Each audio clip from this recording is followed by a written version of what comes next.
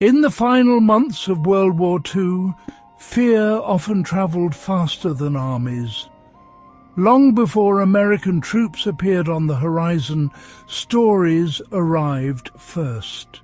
Stories whispered in shelters, passed from mother to daughter, repeated until they felt like truth. For German women caught in the collapse of the German regime, fear was not abstract. It was personal. It had been carefully planted, watered for years, and allowed to grow unchecked. And when unfamiliar American soldiers finally arrived, that fear reached its breaking point. Stay until the end, because what happened next dismantled years of propaganda, prejudice and expectation without a single speech being made. The fear they were taught. By early 1945, Germany was unravelling. Cities were shattered. Roads were filled with refugees. Hospitals, holding camps and evacuation points overflowed with women, children and the elderly. Many of the men were gone, fallen in combat, missing, or prisoners of war. What remained was civilians trying to survive the aftermath. But alongside hunger and exhaustion, these women carried something heavier: fear. For more than a decade, German propaganda had shaped their understanding of the outside world. American soldiers were described not as individuals, but as monsters, especially those who did not look European. Radio broadcasts warned of chaos. Rumours filled in the rest. Non-white American soldiers, they were told, were especially dangerous, uncontrolled, savage, a punishment sent by the enemy. These ideas were not questioned. They were absorbed slowly, year after year, until they became instinct.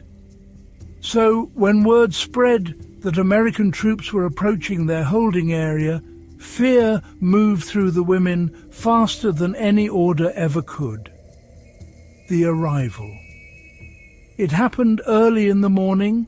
No chaos, no shouting, just movement at the edge of the camp. Women pressed closer together, some clutching coats that were far too thin, others holding children who sensed the tension even if they didn't understand it. Then they saw them.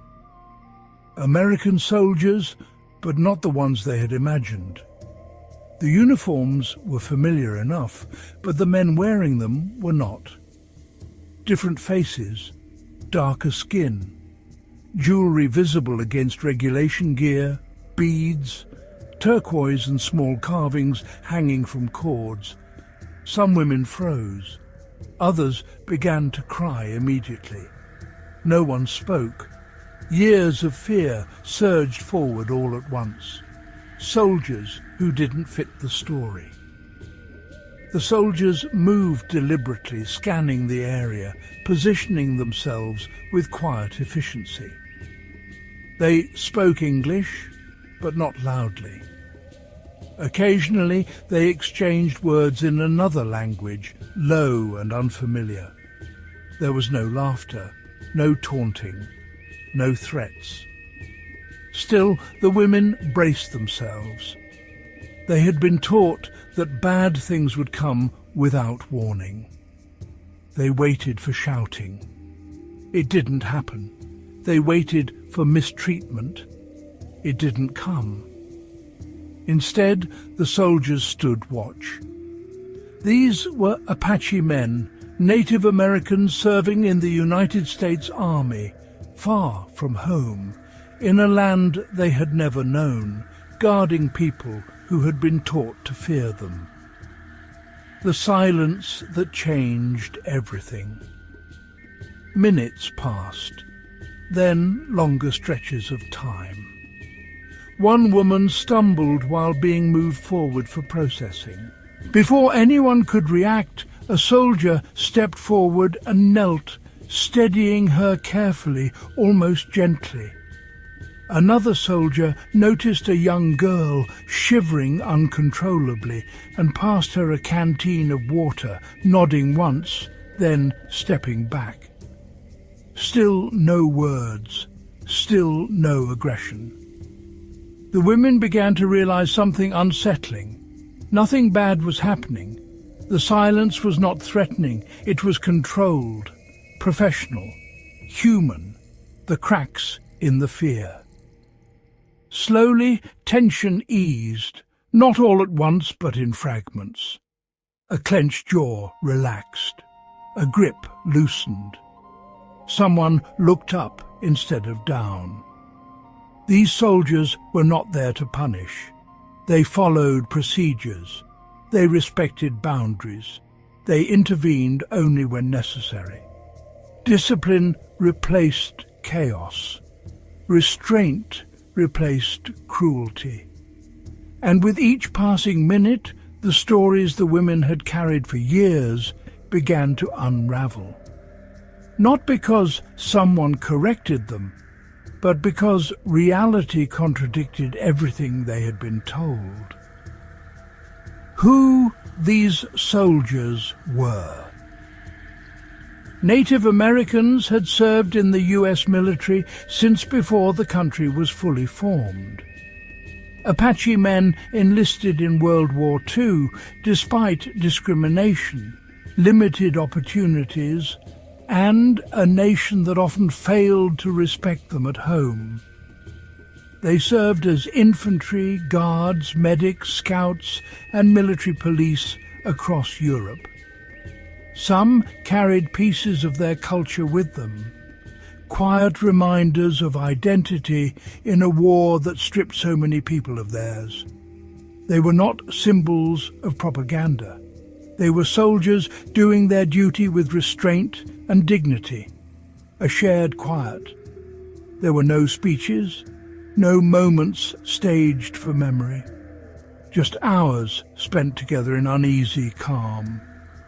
Women who had expected hatred found order.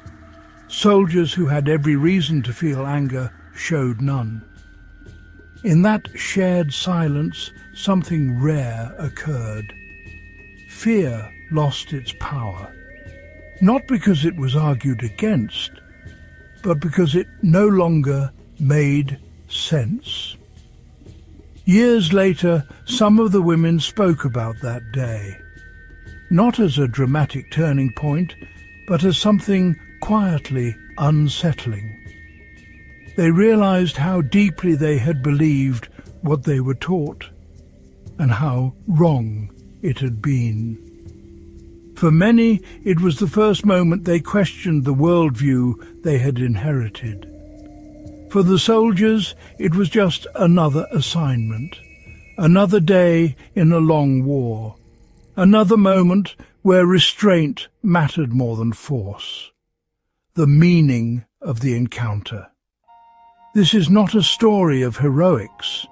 There were no medals given for kindness, no headlines written about silence, but it is a story of humanity under pressure, of how myths collapse when reality arrives, and how fear, carefully built over years, can dissolve in moments when people are treated as human beings.